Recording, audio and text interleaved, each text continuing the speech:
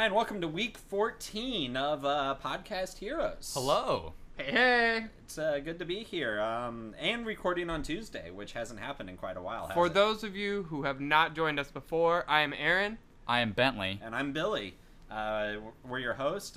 We kind of, bring a diverse amount of knowledge here. I guess, we're at our 2-week mark, so if we just want to give everyone a quick reminder about our background in Heroes of the Storm and what we like to play, I think that'd be a good idea right now. Aaron, let's start with you. I am terrible at most things, but I'm not awful at Sylvanas or Brightwing, and this week I've been playing... I mentioned last week that I picked up Jaina, and that I wasn't very good because I had just started playing her, but now I've kind of learned how good things like Icy Veins are. Oh, yeah. Situational ice blocks. Mm-hmm. Her improved ice block is better than a normal ice block. So, I've really kind of hit my stride with her. I really think she's the strongest champion or hero in the game right now. I fully agree with that. Yep. What about you, Bentley? I am mainly... Well, if you look on my match history, you'll see that I've been playing basically 3 heroes. It would be Vala, Muradin, and Zagara. Really, that's really who I mainly play. I have Vala's level 10, and then Muradin and Zagara are like level 9. They're getting up there, but Vala's my main, so I'm just more of an assassin, specialist here and there, warrior here and there. Don't count on me for playing a support. And I'm Billy. I'm a warrior player, pretty much only exclusively. Do bust in, the occasional Tassadar, Tyrande, or Rhaegar. Yeah. But other than that, if you see me on an assassin or specialist, just know that you've already won the game. Because it's terrible. I'm god awful at him. That is it if he's on the opposite team. Yeah, if I'm on your team, I'm so sorry, and I do apologize. Because really, the only assassin I own, I think I own Tychus and I own Raynor. So Yeah, well, that's your first issue there, dude. You're absolutely right. I just realized that this week I own every support, and I'm sitting at 10k thinking about picking up Asmodan, but you pointed out Monk is coming out anytime. I predict 2 weeks. 2 weeks from today. Because Justin Browder said every 3 weeks he wants to have new content released, and just last week we got Leoric. Yeah. So I might try and get another 5k and see if I can pick up Monk. Yeah, You can totally do that. And absolutely expect him, I think, at least 2 to 3 weeks. I mean, easily mid-August is when this guy's going to be coming out. And I'm really excited for him. He looks fun.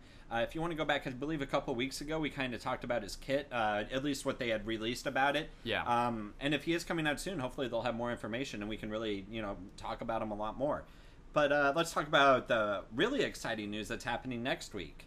Aaron is moving to a new place, and we're going to start live streaming our podcast on Twitch.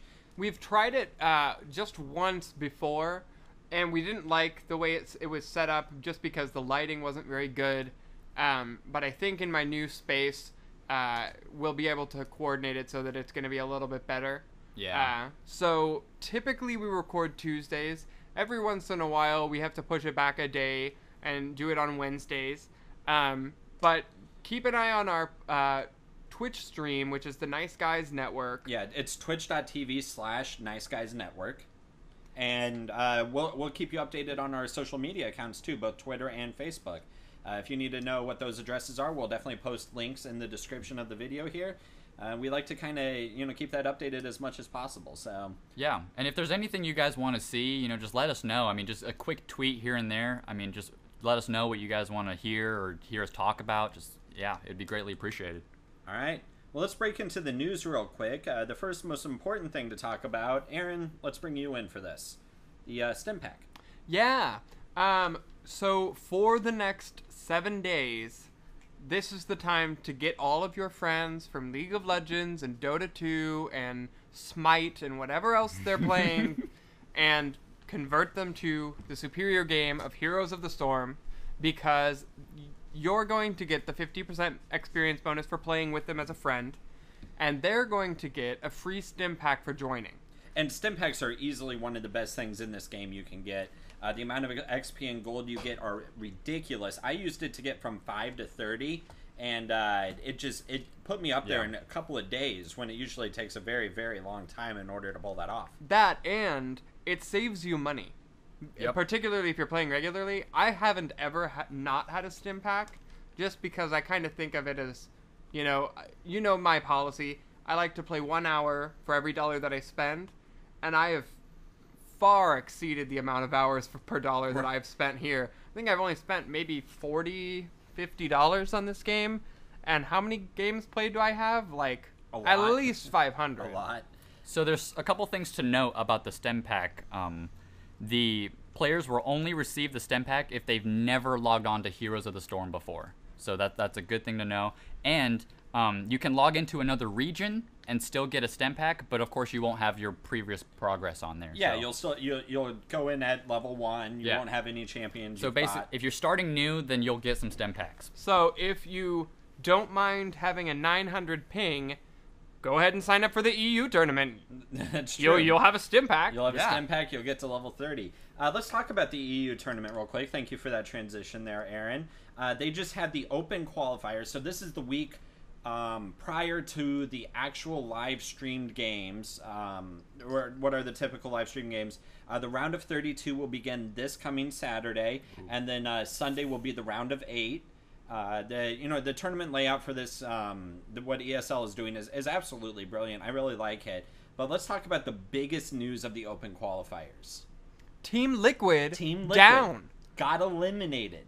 I think you predicted that last episode, right? I did definitely say something about, once they start hitting actual competition, they're going to start losing. Once they branch out of their EU. Well, yeah, because they're the little bubble of easy. Yeah, right. EU. It seems like they had just been hitting easy teams and dominating them, running a train on them, quite like Tempo Storm has been doing in North America. But they were mostly facing competition. We had no idea how good they were. And the second they start hitting actual competition, they dropped the games. And that's insane. I really expected them to get to at least the round of 32, if not the round of 8. But they failed to do that, and that really blows my mind. What now? Do you know how far they got? I know they were out before 8. So in the open qualifier, they don't really rank people because of just how many teams are. There's something like 120 teams. So they playing. didn't even make it into the ranking. No. Wow. Yeah.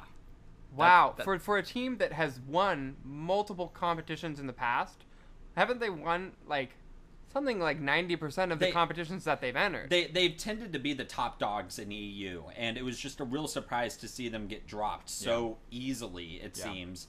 I only got to see 2 of their games, but they just looked like they had no idea what they were doing. They were miscoordinated. It was just a mess. It was almost like they came in with such a large ego they didn't think they were going to be challenged, and so they didn't really try, and that really kind of backfired on them. It could be that there's a lot of talented teams that were kind of in the woodworks, or it could be that people are becoming more educated and they're taking this game more seriously. Absolutely. So any number of reasons why Team Liquid's gone, but this past weekend they got eliminated. Round of 32, I believe, starts at 7 a.m. Central Time on Saturday. So if you want to wake up early because they are playing in Europe, go ahead and do that. The other exciting little bit as far as esports go is the North American MSI qualifier happened this past weekend as well. MSI is going to be the first major international tournament where the top teams from every region are going to be represented. In fact, Team Liquid's going to be one of the European teams that's going to be showing up. Maybe they'll be better. Maybe they'll pull it together. Yeah. And then from North America, the teams that won were, unsurprisingly, Tempo Storm and Cloud9 Maelstrom. These two teams have easily been the top 2 by far and away in North America, and they're going to be representing us at MSI, and I really hope they do well because well, rightfully so, because they got it together, man. If you watched any game of them, they know what they're doing, they know what the objective is. It's for sure pro play. There's a reason why they've been the number one and number 2 teams in pretty much every tournament for a very long time now. Yeah. So that'll be really exciting. MSI is coming up in, I believe, a month and a half, towards either the end of August or beginning of September. It's kind of like a warm-up tournament in order to lead into the World Championship at BlizzCon. Let people test themselves against other regions and see how the different metas are, going together. It's crazy, man. The game hasn't even been out for that long, and there's already all this pro scene. There's all this sponsorship going on, all this activity in the pro scene. But when you think about it, StarCraft 1 was one of the most highly competitive games, arguably one of the starts of esports altogether. And then StarCraft 2, absolutely one of the most competitive games, particularly... I mean, the most competitive RTS of all time, by far and away. Oh, yeah. Like, games like Anno and Civ really don't compare because they're not as competitive because they're not real-time. Yeah. Exactly. Well, Anno is, but... They're not as quick-paced as, say, a Zerg Rush or... Yeah, and you need that micro, too. Exactly. And they don't have the Blizzard Entertainment following. Blizzard does things right. Always. I mean, can I just take a quick second to just brag about Blizzard's customer service? By far and away, I've never once had a bad instance dealing with Blizzard customer service. Point in case, this Saturday, when I decided to buy Leoric, I actually did spend actual money on them. I didn't oh have my the gold goodness, saved up. you broke the seal. I broke the seal. I did it, and now it's going to go downhill. But what happened was earlier in the day, I decided, okay, I'm used to, like the beta time for Heroes of the Storm when you had to actually put a balance on your Battle.net account, and then once the balance reflected on there, you could buy stuff in game. So I thought that was going to be the same way. Didn't realize you could use a debit card in game now. Yeah. So I went and I tried to buy it, and it was taking forever. Like 6 hours on, I still didn't have the thing reflected on my account. And they did pop up with a warning that said this could take a couple of days to reflect, and I'm like, that's silly. Yeah. I don't want to wait a couple of days to get my money on there. So what did you do? Well, so I went into the store and I realized I could use my debit card. So I immediately spent my debit card and bought Leoric, and then I contacted Blizzard customer service just on the live chat that they have and said, hey, this is what happened. A guy got back to me within a minute. He's like, hey, I understand your problem. Yeah, that is a pain in the butt. Here's what I'm going to do for you. I'm going to decline your transaction so you get your money back right away. Wow. And what happened? Within 2 minutes, I had that $15 I had put on my balance back in my bank account. That's nice. Yeah. No problem, no hassle, no questions. They were just like, yeah, not a problem. And it's not like that's something that is that hard. It's not. It's that they understand that they need to have people there, and a lot of people in their customer service department that are knowledgeable enough to know how to just figure out your problem. Right. Yeah. So that alone has made me a Blizzard fan for life. Like anything that they do, I'll get behind. So that, and this week it was partly Bentley's fault, and it's always Bentley's fault, and partly nice guy Colin, my boyfriend, bought me the deluxe pack of StarCraft 2. Oh Nice. yeah. Oh yeah. And I really didn't have that high of expectations. I expected it to be kind of a skinned Warcraft 3 remake. Oh my goodness. There is so much to that game. Oh, it's deep, dude. And they didn't let the fact that they already had a successful game model stop them from making it so much better. Right. So that's always fun. Go Blizzard. Proud of your customer service. Proud of your games. Keep it rolling. Let's talk about how to be better at your game. I want to teach everyone something. Quick casting. I'm going to interrupt you real quick. We do still have a couple of other things in news to talk about real fast, and then we'll go into the quick casting. And I fully agree. We, need to spread some education because things I thought were, really commonplace didn't. I guess not so common, dude. Yeah, not so common. So maybe it's just I don't know, my ignorance here. The very first thing I want to talk about is Leoric. So last week we had talked about, me and Aaron talked about the fact that his Drain Hope, or whatever it's called, the W, where he life steals health away, could affect terrors and dragons. And it's absurd. I hope you all took advantage of it, because that's not the case. That's not the case. It's gone now. They have fixed it. It needed to be fixed, and they got on that really quickly. So I'm very happy about that. However, that absolutely should have been taken care of in testing. There's no excuse. Right. That's obvious. And I think what a lot of this is this is the first time Blizzard's done a MOBA. So I think they're still getting used to the game style of MOBAs. And the testing of MOBAs. And the testing of MOBAs, and, it's like what to do and how to respond to it. Because you got to think, this is a relatively young thing for them to be doing. They've been in the RTSs since, the 90s. They've been into, the MMORPG since the early 2000s. Hearthstone, it's a card game. Come on, it's not that hard. Whoa. But no, it's not that hard to manage the game itself. Yeah. And then, so this is a completely different animal for them. Now, we are Blizzard fanboys and we can defend them. Yeah. But if even we, if I as a tester would have tested every single thing on every objective in the map, they probably should have too. I agree. I'm just trying to defend my favorite people in the world.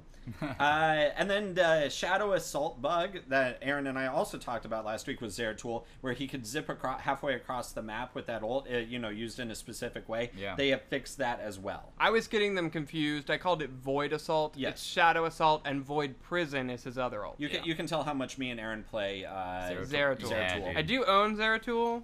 That was one of those champions that I bought, and then I was like, oh, I'm terrible at this. Yeah. Same exact reaction here. I think we need to start getting good at him because he is a stupid strong assassin. He is really strong, dude. Yeah. What else? Okay, the sale. Mecha-Tassadar. I think it's the only ultimate skin in this game right now, or is there another one? Is it ultimate skin or is it legendary skin? Well, it's whatever. It's their highest, ranking of skin? skin because, it changes effects in the game and all that kind of because stuff. it changes the most effects on him. Right. Oh, but I think I'm Let's not look sure. that up and bring that up again later in the podcast. Okay. Yeah, but I'm pretty sure, it's one of the only ones. But it's on sale right now, and I'm maybe going home and spending more money on this game because Tassadar is one of my favorite champions to play, and this skin is fantastic. And you're good at him. Yeah, well, thank you. I appreciate that. Okay, so let's go into the little bit of education that Aaron was hyping a little bit early because he's just so excited about this. You can see the joy on his face. Well, partially because it's something that I assumed everyone was already doing. Right. Because it's silly that it doesn't start this way. Well, and you and I have been playing MOBAs for a long time. I remember playing, League of Legends with you in the dorm our sophomore year of college. So we've been doing this a long time. I think, we're just like of the mindset, yeah, MOBA, duh, quick cast. But there's people like Bentley or, other people who are rather new to MOBAs who might not know about this. So this is really good. I'm glad we're bringing this up. And go ahead and talk about what quick cast is. So let's take Nova, because Nova is one of the champions that it is most impactful for. When you hit Q on Nova, you then have to click the mouse again and line up that skill shot. And that, whether you acknowledge it or not, that's an extra half second of your time. And during that half second, they're probably going to change their situation and inconvenience what you wanted to do, because this game is all about those millisecond opportunities that you can seize. And what quick casting does is it takes that click out of the equation. When you hit Q, it fires immediately to the location of your mouse. Right. It fires in the direction of your mouse. And so do you have the way of getting to turn quick cast on? Yeah. I always encourage you to go to your option screen out of game, because this game is too fast paced. But so pull up your option screen. It's under controls on the right hand side. It's literally just a toggleable quick cast. Yeah. It says like quick cast right on it, doesn't it? And if you're anything like Bentley, you're going to hate it for a while and think, this is stupid. I like my old way. So it takes, if you're not used to quick casting at all, like you have no idea what that was, and you turn that game on and then turn that option on and you go into like a Heroes game, it's different. It's a different way of playing it than what you've been playing. Everything happens a lot faster, so you just got to be ready to do it. For Nova, shout out to Aaron's build again. With all those decoys, it would take me a lot longer to cast to get the whole string done. But now with quick cast, it's like 2 buttons, 3 buttons, and everything's all done. Literally a half a second, and there's 5 Novas all firing at 400 damage apiece. Yeah. Right. Yeah. And it's pretty deadly, and it's just so helpful to have in the game because it's just, like Aaron said, it's one less step that you have to worry about, and really you'll hate it at first. I remember switching to quick cast in other games before being able to do it, and I would turn it off right away because I'm like, I'm going to lose doing this. I'm not used to it. I'm missing all of my skill shots. But really, put in the reps, play against AI, play on the test. It's even play quick matches, because quick matches have literally no effect on your account other than it may waste 20 minutes of your time if you lose. Even then, it's practice. And so put it in the practice, get the reps in there, and get used to it. And don't be a jerk. Tell your friends when you notice them clicking all the time, tell them to switch to quick casting and suffer through 3 losses so that they can finally understand how awesome it is. Because after those 3 losses, you'll start winning a lot more. Mm-hmm. And with a bunch of different heroes, quick casting is extremely beneficial to every hero. I mean, really, however you play that hero, it's going to be changed for a better way. All right, so I think we can start calling that a new education segment of our podcast, and maybe every week or every couple of weeks we'll try to bring in a new thing to talk about in order to help people just improve their game. I really think that is one of the few ways where at the click of one button one time, you're going to massively increase your chance of winning. Right. So we're going to keep trying to bring up subjects like that every week. But another segment I kind of also want to introduce is just called therapy, because I kind of need it right now after a certain game I had. Blizzard, I love you. You know that. Your hero select is the most idiotic thing I have ever put myself through. For two reasons. One, no bans. I really want bans, but I can get over that. I just really wish I could ban out Jaina, because I'm sick and tired of playing against good Jainas that always win games for me. Number two, though, is the champion select itself. So as it stands currently, for those of you who have never done hero select in the Hero League, it automatically puts you on random if you don't pick a champion by the end of your selection. This means if somebody AFKs and then they can come back and realize that they suddenly got selected on a champion they've never even played before, or someone who's not fitting in the team comp or something like that. Or what happened to me was that somebody hovered on a Malfurion, they were a last pick, the other team picked Malfurion, we needed a support, he was going to be our support, so everybody else, I was playing a tank and everybody else was playing the assassins and specialist. He AFK'd, timer runs out, and he gets auto-selected to Raynor.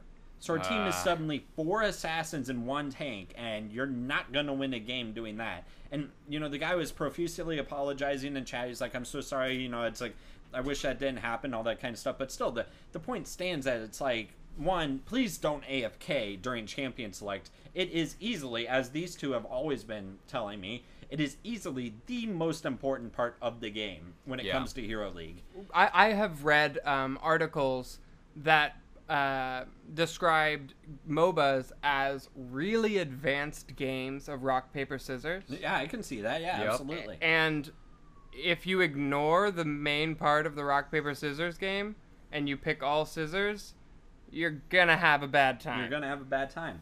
So, please stay, pay attention, select your champion, and then AFK, because you still got everybody else's picks to go through. Seriously. And loading of the map. If whatever you need to do can't be done in that time, you should not be queuing up for Hero League in the first place. So Blizzard, I would really like to see it, much like I see other MOBAs doing. If you don't select a champion in time, you get booted out, suffer a time penalty, or the inability to get back in queue, and make it so that other players don't have to suffer because somebody was oblivious and didn't, queue up. Now, you said with bans, would you want it how it's like with the pro scene right now? No. Okay. 2 reasons. One, too much. The pro scene, the way it is it's huge strategy. Oh, yeah. Having, it's like, ban, pick, 2 pick, ban, pick, 2, so on and so forth. That requires a lot of strategy and teamwork. I think they just need to do it so that each team gets 2 bans at the start of the game, and then you go into your pick phase. Or even with the small champion pool that there is out there now, just 1 ban on each team. Because I would love to be able to get rid of champions like Mecha-Tass, like Jaina. Like Johanna. Like Johanna. Every game. If I'm not going to be playing Johanna, I don't want to play against a Johanna. There you go. Or get rid of Zeratul. These champions that are almost auto wins if somebody's even semi-competent on them. One question I have, and I want to bring this up in a future week of the podcast, is what limitations does Blizzard have based on patents of other games? That 2-ban style and then pick, 2 pick, 2 pick, 2 pick, last picks is the League of Legends style. Right. And I know that they've had some patent issues in the past with things that Riot Games says, well, that's our style. And sometimes I really wish that game developers would just get over that and focus on making good games. Well, and so that is, I've never even thought about it like that. I wonder if you can actually patent that kind of style. I think legally you absolutely can. Yeah. I mean, I'm sure you can, patent champion designs, patent, map designs and stuff like that. I don't see how you can patent a simple draft and pick, but maybe I'm wrong. So this is something we're definitely going to have to look up. Yeah, we'll definitely bring that up in a future episode. anyways, so that's the end of our therapy session. I just needed to rant. Maybe you'll hear more therapy. If you have therapy of yourselves that you need to get out, bust it out. Email us, niceguysnetwork@gmail.com. Put it on our Facebook, whatever. And, maybe we'll read it. Yeah. So now, let's go to our free week, which is kind of on the fence with this, right? Well, there's that one champion that's still missing. Well, yeah. I've just decided that Pajamather is a myth, and he actually doesn't even exist in the game. I have to agree with you. I think Blizzard's just trying to phase him out because that's really what it feels like. Or maybe they're afraid that other people would start to understand how horribly terrifying Abatur is, because that is absolutely terrifying. If you have Abathur on any assassin is just any melee assassin, I should say. Particularly Illidan. Back in the day before he was terrible. Yeah. Butcher, and I really bet Leoric. Kerrigan, too. Kerrigan, a double Kerrigan is pretty scary because that stuns flying out everywhere. So anywho, Malfurion, Vala, Tyrael, Zagara, Chen, and then if you're level 12, Tyrande, and if you're level 15, Illidan. Okay? Who's your 5, Bentley? I think we all have the same 5 here. I think we do. And I go with Vala, Tyrael, Zagara, Malfurion, and Tyrande. Yep, me too. Yeah, fully agree. Chen is a good niche pick. If you're good on Chen, bust him out because he can be really annoying. I did just play a game in Hero League where our tank was a Chen, and he played phenomenal. But that's been the first time I've seen a great Chen in a couple of months. Jeez, dude. I think I see more Abathurs than a good Chen. Really? Yeah. Well, that's, I'm going to be honest with you. And of course, like Aaron said, Illidan's been nerfed to the ground. With, I wouldn't say nerfed to the ground. I'd say more balanced. He's a niche pick now, but he's not nearly as good as other assassins are right now, so... I would say that he's very much so like a couple other champions, kind of like Abathur, where he was so strong that it was unbalanced, and changing him just ever so slightly made him kind of unbalanced in the other direction. Yeah. Well, just because it changed his play style a lot, so now, people were used to one way, and now he can't be played that way. I agree.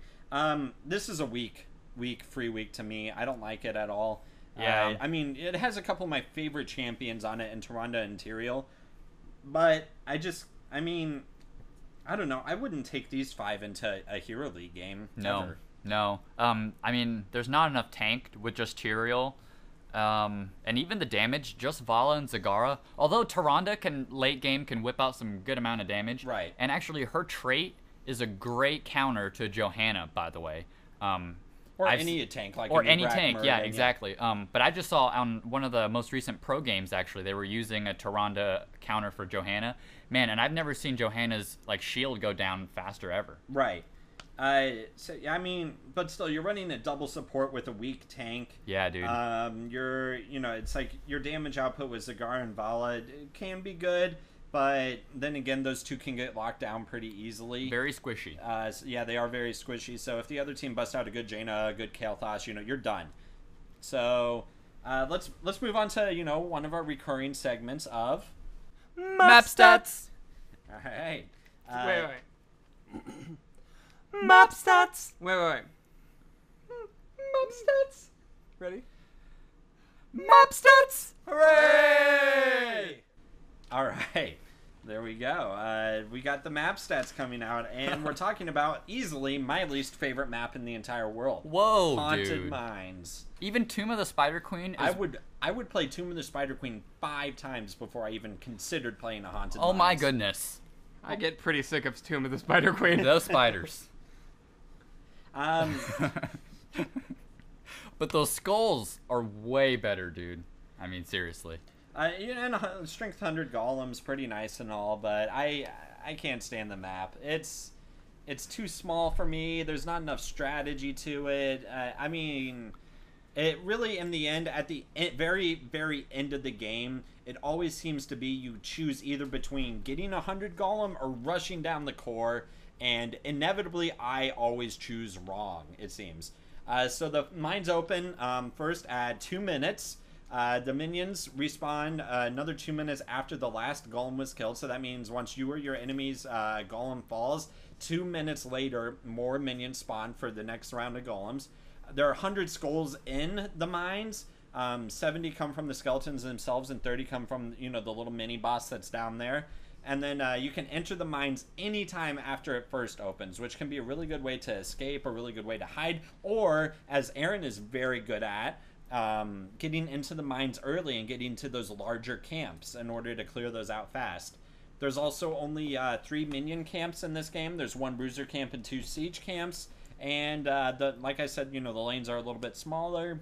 It's worth mentioning, particularly for the first golem, if you can manage to get, in the 40s of skulls, and you're forced to back out of the mines, don't go back in.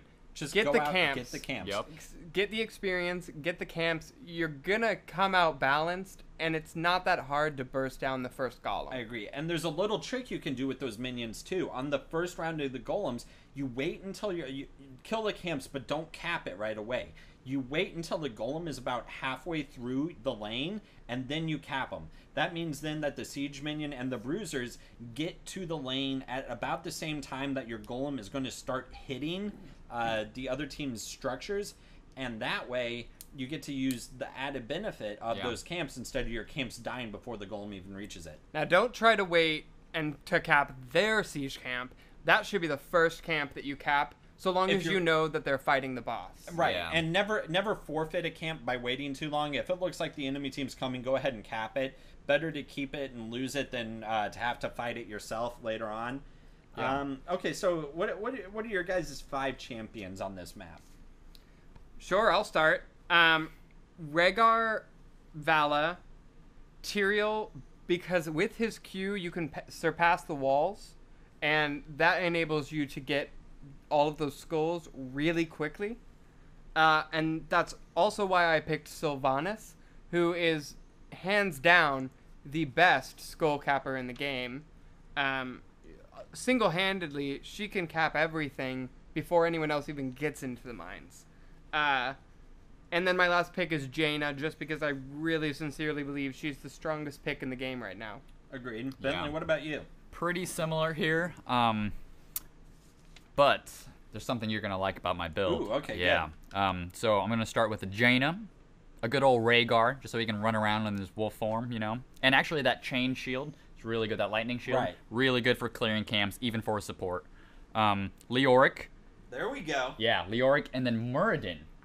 Okay. Yep. Okay. Going with a double warrior, and then to end it with Sylvanas. So, all right. I mean, I'm seeing a lot of sustain. Maybe not a lot of damage, but I mean, Jaina is she has enough damage for 2 assassins. Okay. That's a lot of great small map mobility. Oh yeah. And that's so important in the mines. Oh yeah, Leoric. I mean, he has that great mobility with his E. Muradin jumps around. You already talked about Sylv and Rhaegar. He's fast. Jaina's really the only slow one, but her key goal is to just pump out as much damage while the enemy team is focusing on your golem. All right. I like those. I'm going to have to deviate from you guys just a little bit. Uh-oh. I like Leoric in this game because, I mean, not only, does he have that mobility, but his Q does double damage to minions, and he can wipe out an entire skeleton camp with 1 swing. Yes. Even early in the game, just 1 swing wipes them all out. And I also do have to agree with Rhaegar here. Rhaegar is amazing on this map. Because it's so small, his 30% movement speed on a mount that he can't get dismounted from is amazing and niche. It's hard to catch him out of position. Absolutely. Where I'm going to deviate, though, is I really like Arthas on this map, too. Okay. His ability to clear camps is fantastic, plus his synergy with both Rhaegar and Leoric is pretty off the walls. I think Leoric, Arthas is one of the best duos you can do in this game. Yeah. I also really like Jaina. Obviously, Aaron says she's the strongest pick in the game right now. Yeah. But then I have to go with somebody like Kerrigan here. I think a good melee assassin who can fly around the map like Kerrigan can, as well as doing her AoE stun, is just huge. This team would be really good at fighting around that mini boss down in the mines, because they all have their own little bit of sustain. Kerrigan with her own shield, Leoric and Arthas can heal themselves. Rhaegar can heal everybody. Jaina has the ice block. So they all have a way to, just get into the middle of a big team fight and survive while outlasting the other team. and all of them can kill, a group of minions really fast. So that means, when there's about 15 seconds till the next minion spawn, everybody gets down there, they get to a different camp, wipe them all out really fast, and then group back together and kill the other team while they're down there trying to get their own things. Nice. And that's why I really like that kind of team. But like I said, I really hate this map. I can't stand it. Whenever I see it getting picked for Hero League, I just want to leave. Oh, jeez. I really like this map.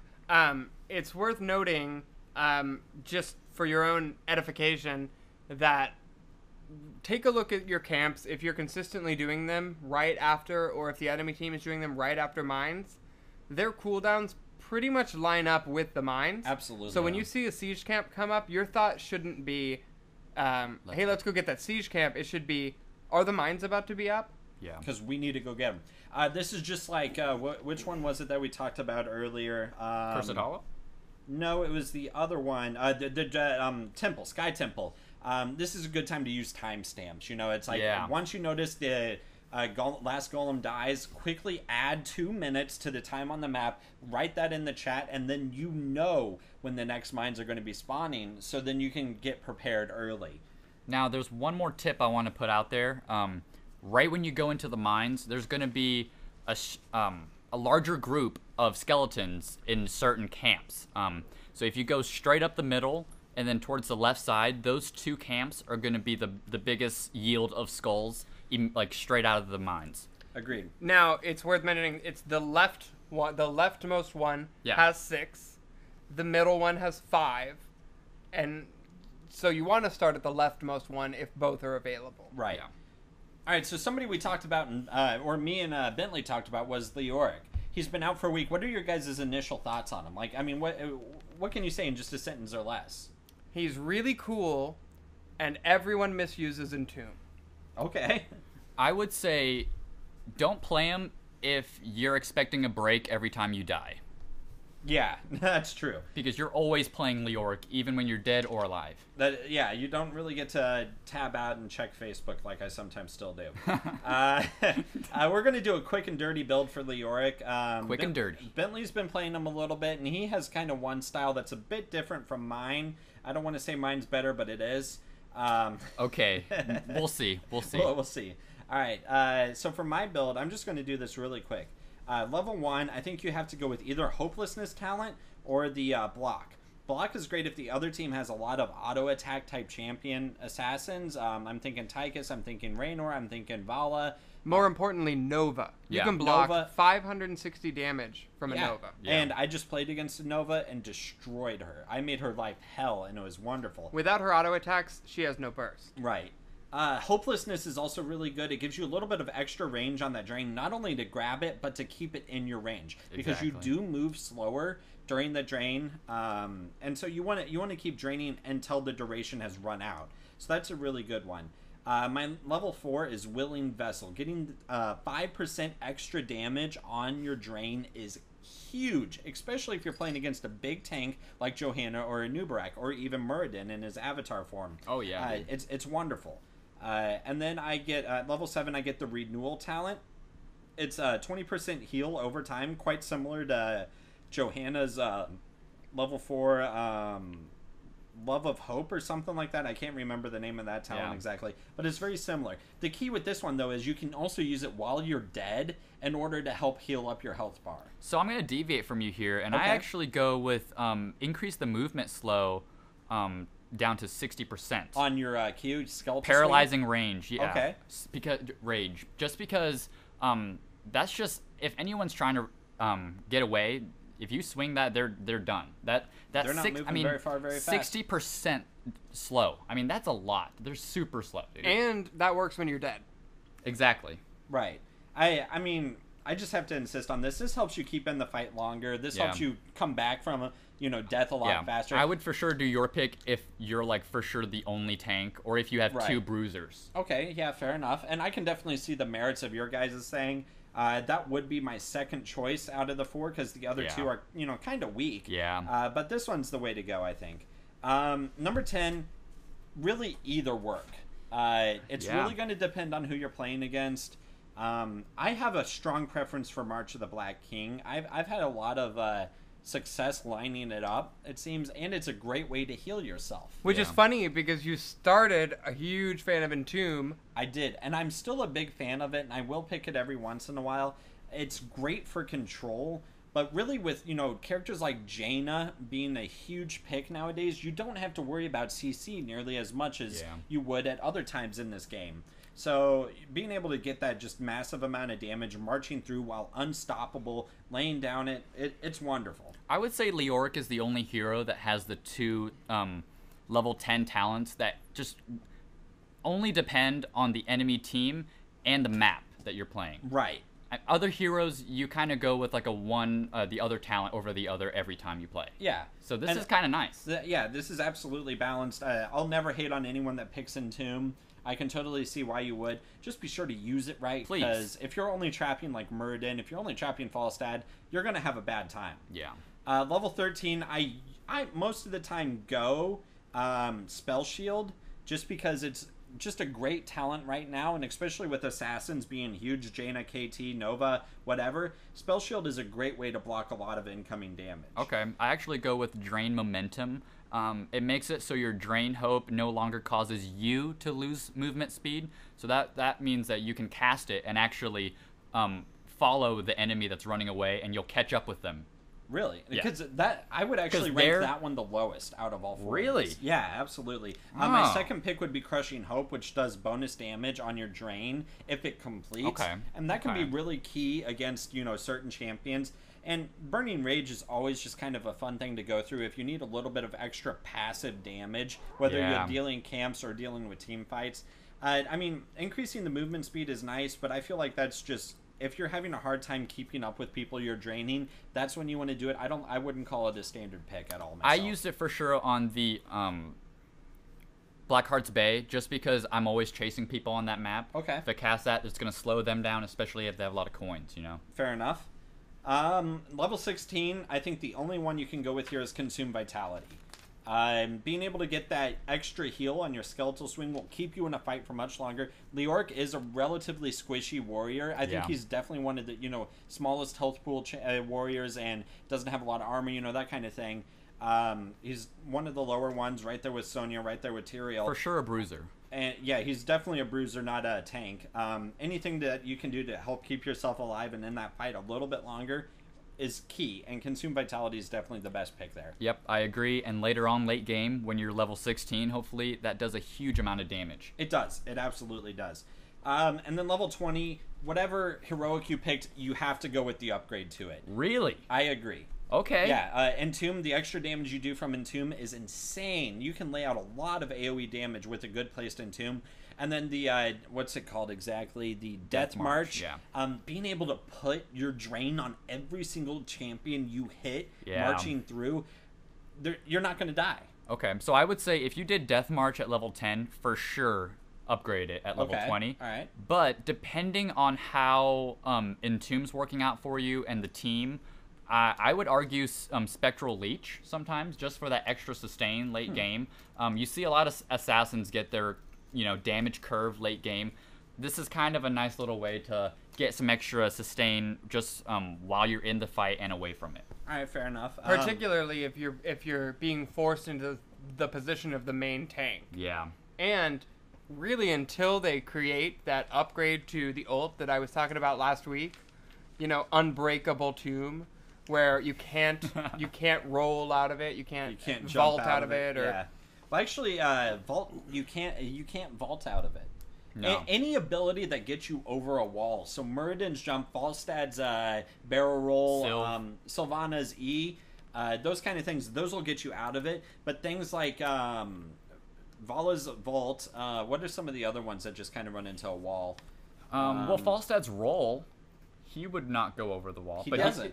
I think he does go over the wall. He does? When he just rolls, like the E? Yep. Okay, I'm sorry, never mind. Yeah, but Vala, every time I've tried to play Vala, I've tried to vault over a wall, and it doesn't let you do it, and it's the same thing here. And I think it's just literally a physics thing. You think about it, of course you can't vault through a goddamn wall. Yeah. That's OP. Muradin can jump over a wall. Sure, Falstad's already flying. Anubrak just buries into the ground. Kerrigan can, jump leaps, over right? it. Yeah. But anyone that doesn't, it's not able to get over a wall will not be able to escape that entomb. So that's a good thing to remember. All right. So with Leoric done, what's next? Our last segment. Watch us climb. There we go. So how's everyone doing in Hero League? I think last week I wrapped up at rank 22. Yes. And I went up and down and literally never left rank 22. Okay. Okay. What about you, Bentley? So you guys were kind of talking some smack, and you guys said I was like, what, 38, 35 we were last making game? fun of you. I might have been that level when you said that, but now I'm a good solid 32. Wow. All right. And I've actually been playing a lot more Hero League with you guys lately. So, he has been. I mean, absolutely. I don't know if that's been helping me. I don't know if that's been, bringing me down. But we'll see. How I've been going for the past week and a half playing with me is about the worst thing you can do with your account. I think I've dropped another rank since last week. I was so proud of reaching 18, Yeah, 2 you were weeks in the ago. teens, dude. I was in the teens. I was doing good, and now I'm 24. Yeah. So, it's a pain. We were on Blackheart's Bay this week in our featured game. Who was playing Johanna? Random. It was a random. Okay, Johanna, Zagara, Rhaegar was me, Jaina, and Leoric. And Bentley was on. I was Zagara. and I was playing Leoric. Yep. One of my games, and my found love of Leoric. Yeah. And then we were playing against a Muradin, a KT, a Butcher, a Tychus, and an Uther. So really, the other team picked pretty well. Tychus is kind of the odd pick out there, but still, I kind of like Tychus as an assassin, and I can see how he can be good. So overall, this was a relatively balanced. No team really truly won Champ Select. Yeah, sitting in the queue, I was kind of worried just by looking at those heroes' faces. But once we got in game, putting down crucial creep tumors in the right spot, we were able to get some good vision going on. And also, a good fact about Leoric is that he is great at. He's basically a dead ward when he's dead. He walks around and he reveals the map. So that was a huge tip. Yeah. So, yeah. I don't really know what else to say here as I stumble over my words. But, Zagara is always amazing to pick on Blackheart's Bay. The vision, the creep, and the fact that she can push out bots so fast and so hard is amazing. And camps. Right. Mainly camps. Camps. What won us this game is our ability to get the camps on cooldown almost always. Yeah. Right. And teamwork. Yeah, Johanna takes Knight takes Pawn, her rank 1 ability. Leoric's Q does insane damage. Jaina does insane damage to camps. Rhaegar, for support, probably one of the best clears outside of, I would say, Tassadar or Tyrande. Rhaegar's the best true support at clearing camps. And then, of course, Zagara is a specialist. She's designed to get rid of camps. So we were able to dominate the camp game. But something that Aaron was talking about earlier that I think was really interesting to note, or maybe it was Bentley, but is the fact that we had really polar opposite Hero League games this week. Yeah. Either we spanked or we got spanked. Yeah, and that kind of gameplay is not as satisfying. We lost detrimentally, and then we would just win. The next game, the other team would have just no idea what they were doing. They would die as soon as the counter started, as soon as the creeps hit each other.